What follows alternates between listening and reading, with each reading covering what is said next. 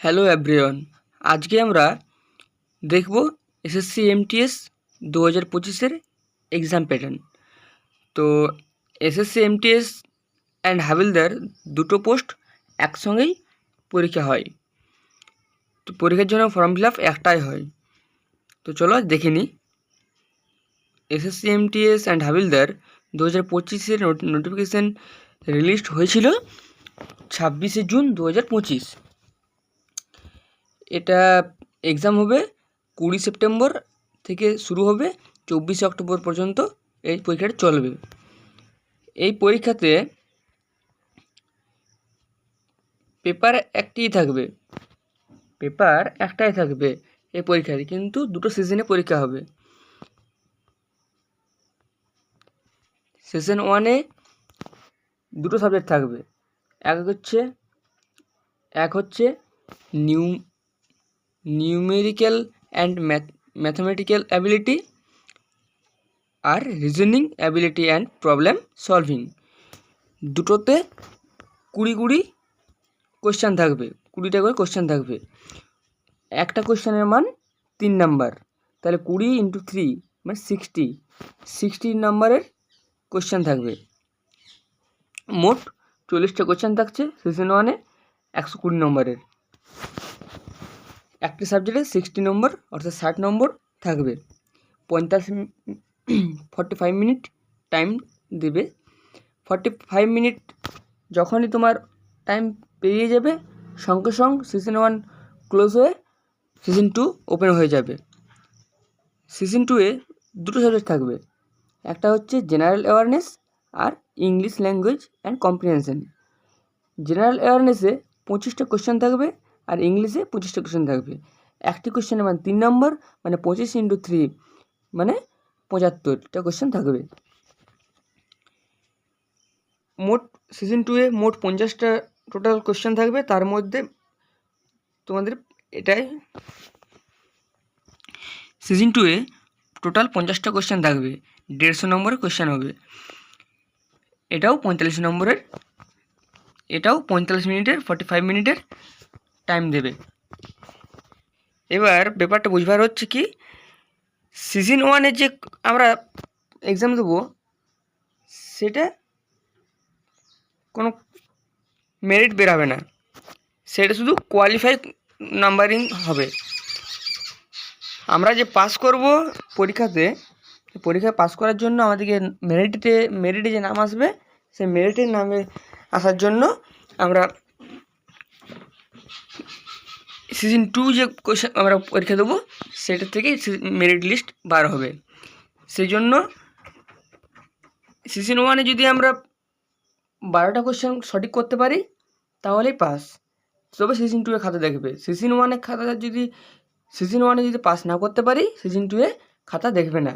সেই জন্য বলছি সিজন 2-এ পাস করার জন্য সিজন 1টা পাস করা জরুরি। সিজন 2-এ পাস করতে পারলেই, মানে সিজন 2-এর অনুসারে নাম্বার অনুসারে মেরিট লিস্ট বার হবে, সেখান থেকেই চাকরি। আর বলে দিই, সিজন 1-এ কোনো নেগেটিভ মার্কিং নেই, অর্থাৎ তোমরা 20-40টা কোশ্চেনেই করে দিয়ে আসতে পারো। আর সিজন 2-এ নেগেটিভ মার্কিং আছে 3টা, একটা ভুল করলে 4 নাম্বার কেটে দেবে।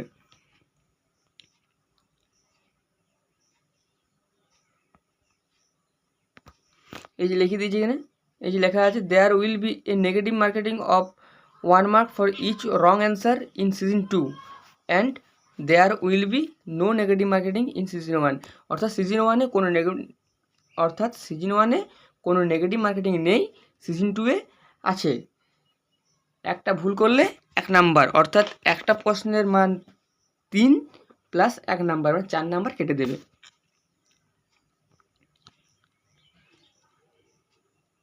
যারা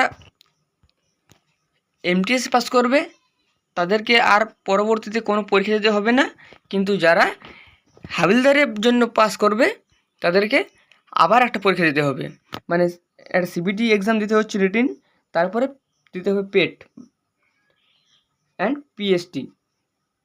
এসএসসি হাবিলদার ফিজিক্যাল এফিসিয়েন্সি টেস্টের জন্য যারা মেল ক্যান্ডিডেট থাকবে তাদেরকে ওয়াকিং মানে হাঁটতে হবে 1600 মিটার 15 মিনিটে, আর ফিমেলদের ক্ষেত্রে 1 কিলোমিটার 20 মিনিটে।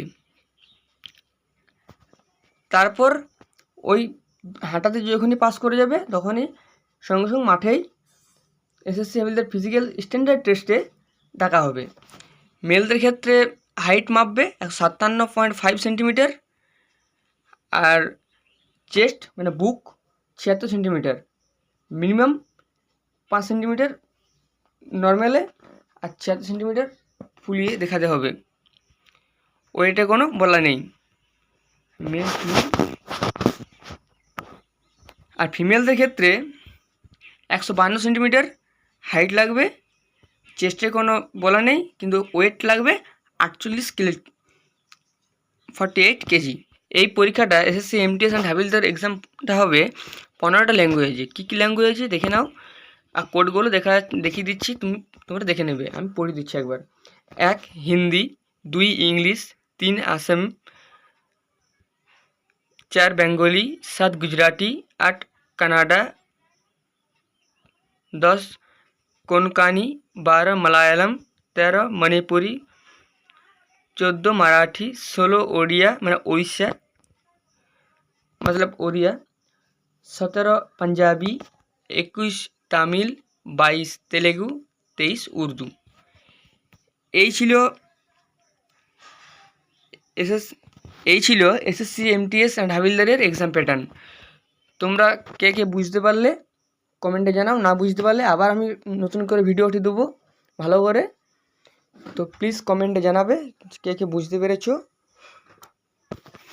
আর নেক্সট কীরকম ভিডিও চাও সেটা কমেন্টে জানাও। আর আমি ভাবছি এরপর আমি ভিডিও আনবো, এই যে আমি বললাম যে 4টা সাবজেক্ট থাকবে, রিজনিং, ম্যাথ, ইংলিশ আর জিকে।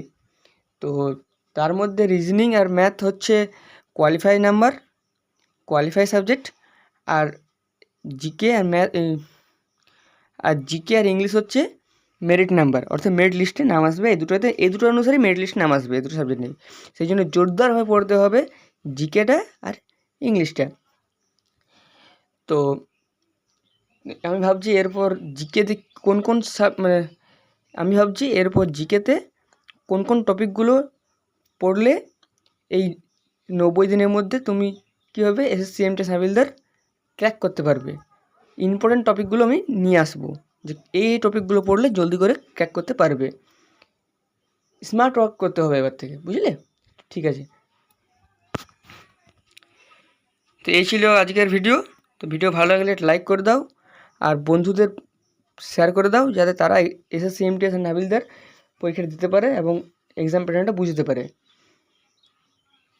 আর চ্যানেলে নতুন হয়ে থাকলে চ্যানেলটা সাবস্ক্রাইব করে দাও।